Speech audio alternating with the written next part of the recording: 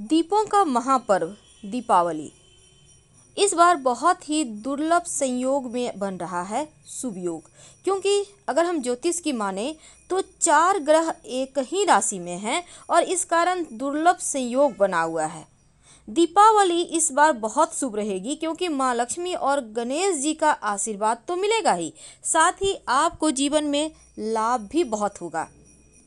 क्योंकि इस कार्तिक मास के कृष्ण पक्ष की अमावस्या को मनाए जाने वाली दीपावली के दिन धन की देवी माँ लक्ष्मी की विशेष पूजा अर्चना की जाती है। और इस दिन जो 4 ग्रह हैं वो तुला राशि में रहेंगे, सूर्य, बुध, मंगल और चंद्रमा भी। इसलिए ये शुभ योग बहुत ही खास है। ज्योतिष शास्त्र में शुक्र को लग्जरी लाइफ सुख सुविधाओं का कारक ग्रह माना जाता है और माँ लक्ष्मी की पूजा से शुक्र भी मजबूत होता है, जीवन में शुभता बढ़ता है, सुखों को भोग पाते हैं। और सूर्य को ग्रहों का राजा भी माना जाता है। जो मंगल हैं वो ग्रहों के सेनापति हैं और जो बुध हैं वो ग्रहों के राजकुमार हैं।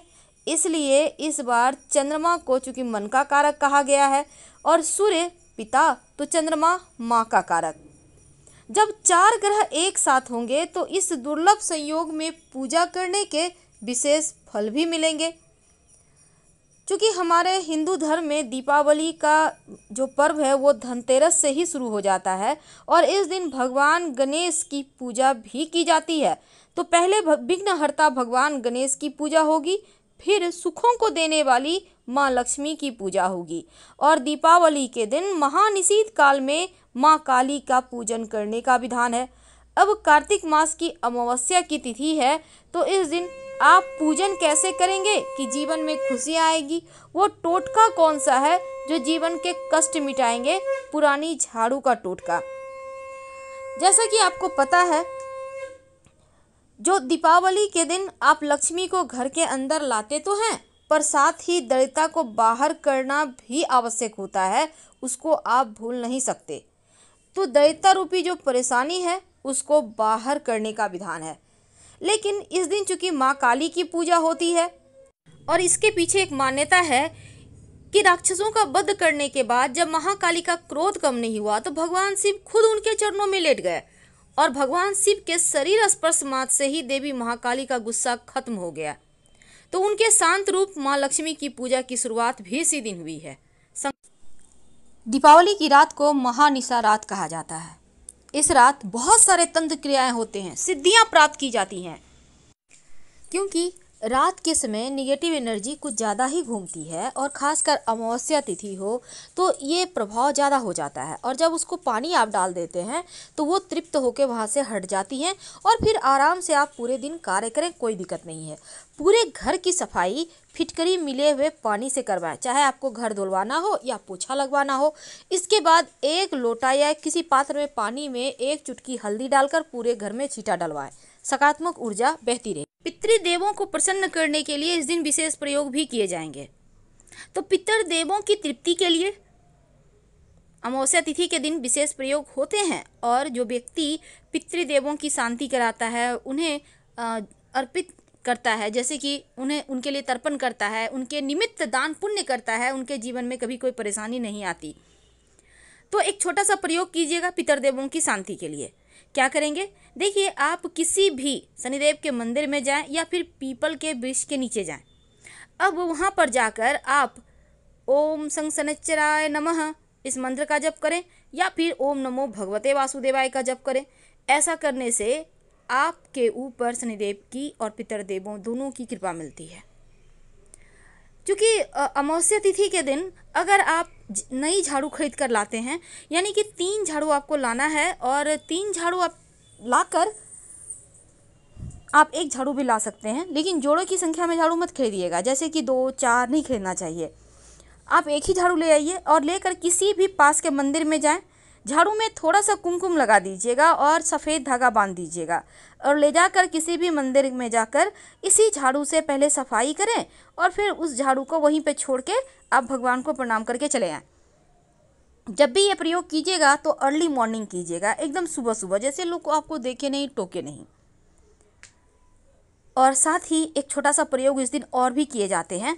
आप किसी भी हनुमान जी के मंदिर में स्नान वगैरह करके जब आप पितृदेवों के निमित्त जल अर्पित कर लें, भगवान सूर्य को जल अर्पित कर लें, तमाम प्रयोग कर लें, तब हनुमान जी के मंदिर जाइएगा और सिंदूर और चमेली का तेल मिक्स करके उनको चोला अर्पित कीजिएगा, जो पुरुष हैं, और जो महिलाएं हैं उनको लाल पुष्प अर्पित करेंगी। शनि दोष भी समाप्त होगा, जीवन की कष्ट भी, परेशानियां भी समाप्त हो जाएंगे। अगर आपको लगता है कि आपके सभी ग्रह आपके विरुद्ध ही चलते हैं, कभी आपको सुख ही नहीं मिला, कई बार ऐसा होता है, हर तरह से आप परेशान हैं, तब इस दिन सुख समृद्धि प्राप्त करने के लिए एक छोटा सा प्रयोग कीजिएगा। एक लाल रंग का कपड़ा ले लें, एक आप केले का पत्ता ले लें, केले के पत्ते पर लाल कपड़ा रखें, उस पर एक मुट्ठी मसूर का दाल रखें और एक झाड़ू लेकर किसी भी देवी माँ के मंदिर में चले जाइए। देवी माँ मतलब माँ दुर्गा के मंदिर, माँ काली के मंदिर, पास में जो भी भगवान देवी की मंदिर है वहाँ चले जाएं, शीतला मंदिर भी जा सकते हैं, और वहाँ पर जाकर रखाइए। आपके जीवन के सभी ग्रह दोष समाप्त हो जाएंगे, सुख समृद्धि बढ़ने लगेगा, धीरे धीरे आपके घर में धन वर्षा होने लगेगी। दीपावली की शाम कुछ करें या ना करें, रात में भी कर सकते हैं, 5 दिया घी का जरूर जलाएं, 5 दिया, एक अपने घर के मंदिर में, दूसरा माँ लक्ष्मी गणेश जी के पास, तीसरा तुलसी जी के पास, चौथा भगवान शिव के मंदिर में। और किसी भी शिव जी के मंदिर में शाम के समय आप जाइए, 11 सफ़ेद पुष्प ले लीजिएगा और 11 बेलपत्र और एक झाड़ू, नया झाड़ू ले जाकर शिव जी के मंदिर में रखाएं। परिवार की सभी बाधाएं दूर हो जाएंगी, जीवन की सारी परेशानियां समाप्त हो जाएगी और खुशियां आने लगेगी। एक बात हमेशा ही याद रखिएगा, झाड़ू को कभी भी अपने किचन में मत रखिएगा, चाहे जो हो जाए, वरना घर के लोग बीमार रहेंगे, आर्थिक परेशानी ज़्यादा आएगी, धन के खर्चे बढ़ेंगे, बरकत नहीं होगी। इसलिए भूल कर भी किचन में मत रखिए और ना ही झाड़ू बेडरूम में मत रखिए। तो चलिए अब हम थोड़ा और आगे बढ़ें। देखिए, एक और छोटा सा प्रयोग आप इस अमावस्या तिथि के दिन कर सकते हैं। क्योंकि अमावस्या तिथि के दिन बहुत सारे प्रयोग होते हैं, लेकिन हम छोटे छोटे प्रयोग आपको बताएंगे, आप अपनी सुविधानुसार प्रयोग कीजिएगा। क्या करेंगे, देखिए, आप किसी भी हनुमान जी के मंदिर में जाएं, पूरे मंदिर की सफाई करें, इसके बाद एक सरसों के तेल का दिया जला दें और वहीं पर आप बैठकर 7 बार हनुमान चालीसा पढ़ें।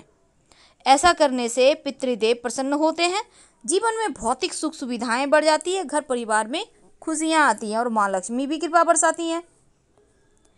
अब अमावस्या तिथि है तो बहुत सारे प्रयोग होंगे। ऐसे में एक बात हम आपको बता दें, अपने घर की जब आप सफाई करवाइएगा, क्योंकि शनिवार का दिन है, तो आप झाड़ू लगाने के पहले घर के मुख्य दरवाजे पर पानी डाल दीजिएगा और उसके बाद झाड़ू लगाइएगा। धो देने से क्या होगा, अगर किसी ने कुछ किया होगा तो वो धुल जाएंगे, हट जाएंगे या फिर वापस उसी के पास चले जाएंगे।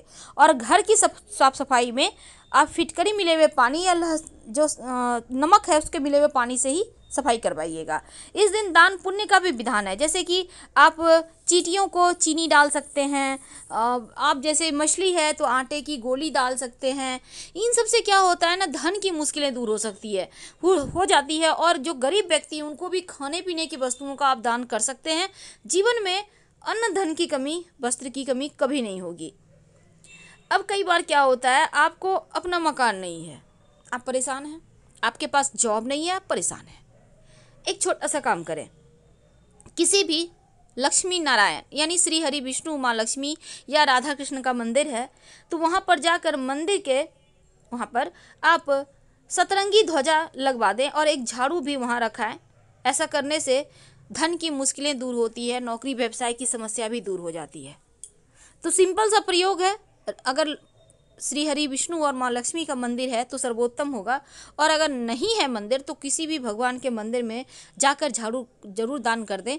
और जो झंडा है उसको आप मत लगवाइए, लेकिन हनुमान जी के मंदिर में वैसे आप अगर झंडा लगवाते हैं तो क्या होता है ना, अपना मकान भूमि भवन बनने के योग बनने लगते हैं। तो पितृदेवों की तृप्ति के लिए गरीब व्यक्तियों को आप खीर पूड़ी भी खिला सकते हैं। और एक बात याद रखिएगा, किसी व्यक्ति विशेष को झाड़ू का दान कभी मत कीजिएगा, नहीं तो लेने के देने पड़ जाएंगे, जीवन में मुश्किलें बढ़ जाएगी, धन की समस्या परेशान करेगी और वहाँ से आप बाहर नहीं निकल पाएंगे। इसलिए किसी व्यक्ति को भूल कर भी झाड़ू ना दे, चाहे वो नया हो या पुराना। जब भी दान करना हो पास के मंदिर में करें। आप अपने ग्रहों को अपनी अपनी सुविधा अनुसार भी आप प्रयोग करें तो बढ़िया रहेगा। और जब भी कहीं भी आप मंदिर में झाड़ू दान करते हैं तो पहले उसी झाड़ू से सफाई कर लें, मंदिर की सफाई करें और फिर वहीं पर छोड़ के भगवान को प्रणाम करके चले आएँ। और भूल कर भी कहीं भी, चाहे घर हो या मंदिर, झाड़ू को खड़ा करके मत रखिएगा, नहीं तो फिर आपके जीवन में मुश्किलें बढ़ेगी। घर में भी झाड़ू खड़ा करके नहीं रखना चाहिए और झाड़ू को कभी भी खुले आकाश के नीचे भी रात में नहीं रखना चाहिए, नहीं तो जीवन में धन की समस्या बढ़ जाती है। और अगर आप झाड़ू का जैसे कि टूट फूट गया, झाड़ू पुराना हो गया है, तो तुरंत उसको बाहर निकाल दें घर से, उस झाड़ू को यूज़ ना करें, वरना धन भी आपका यूं ही बर्बाद होता रहेगा। तो इस बात को आपको समझना होगा, छोटी छोटी बातों का ध्यान रखिएगा तो जीवन की मुश्किलें कम हो जाएगी। और झाड़ू से आप जब भी होता है ना जूठा वगैरह है, आप सफाई कर रहे हैं, पहले पानी डाल दें फिर झाड़ू लगाएं। एक खास प्रयोग जो इस अमावस्या को जरूर कीजिएगा। देखिए घर में मकड़ी के जाले होते हैं ना, तो जब आप सुबह में घर की सफाई कीजिएगा तो मकड़ी के जाले जरूर उतारिए झाड़ू से। और इसको फेंकना नहीं है, रविवार का दिन है, झाड़ू मत फेंकिएगा। आप इसको घर से बाहर लेकर जाइए और मकड़ी के जाले को बाहर में फेंक दे निकाल कर, और झाड़ू को धो ले फिर घर लेके आ जाए। तो मकड़ी के जाले के साथ परेशानियां समाप्त हो जाती है, चली जाती है। और कभी भी मकड़ी के जाले घर में लगने ना। देखिए दीपावली के अगले दिन जब माँ लक्ष्मी आपके घर आ जाती हैं तो अगले दिन अर्ली मॉर्निंग 4 बजे सुबह घर की महिलाएं जो ठक ठक करती हुई पुराने झाड़ू से बहारती हुई, झाड़ू देती हुई घर से कूड़ा सहित झाड़ू निकाल कर फेंक दे और कहे, दरिद्रता आपका मेरे घर में आवश्यकता नहीं है, मेरे घर माँ लक्ष्मी आ चुकी है, और बिना पीछे मुड़े अपने घर आ जाए। फिर देखिए कैसे माँ लक्ष्मी पूरे साल घर में खुशियाँ बढ़ा देती हैं, बरसाती हैं। दीपावली के अगले दिन भोर के समय, भोर यानी सुबह 4 बजे, जब आप दीपावली की रात माँ लक्ष्मी की पूजा कर लेंगे, उन्हें बुला लेंगे अपने घर, फिर आप सुबह 4 बजे ठक ठक करते हुए पुरानी झाड़ू से दरिद्रता को घर से बाहर निकालें, यानी कि झाड़ू लगाते हुए कूड़ा के साथ बाहर कर दें और कहिए, आपका यहाँ कोई आवश्यकता नहीं है, हमारे घर माँ लक्ष्मी आ चुकी।